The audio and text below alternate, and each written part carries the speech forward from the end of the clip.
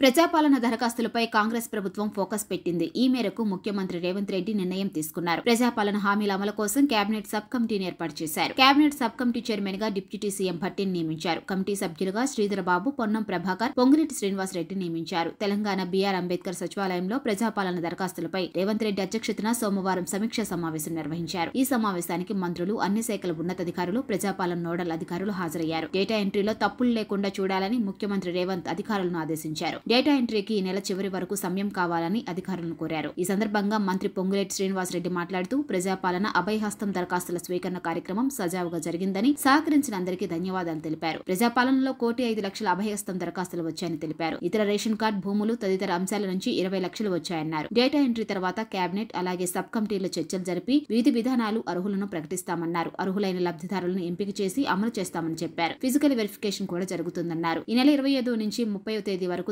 దరఖాస్తులు ఆన్లైన్లో పొందుపరుస్తామని మంత్రి చెప్పారు. దరఖాస్తు పత్రాలను ఆధార్, రేషన్ లింక్ చేస్తామని తెలిపారు. ప్రతిపక్ష నేతలు 40 రోజుల్లో హామీలు అమలు చేయడం లేదని అవాకులు చవాకులు మాట్లాడుతున్నారని దుయ్యబట్టారు. 40 రోజుల్లో 6 గ్యారంటీలు అమలు చేస్తామని తామెక్కడ చెప్పలేదని, 100 రోజుల్లో అమలు చేస్తామని చెప్పామని అన్నారు. ఎవరైనా కారు కూతలు కూస్తే ఊరుకోమని హెచ్చరించారు. ఎవరైనా విమర్శలు చేసినా మేమిచ్చిన మాట కట్టుబడి ఉన్నామని పేర్కొన్నారు. 100 రోజుల్లో ఇచ్చిన మాట అమలు చేస్తామని తెలిపారు.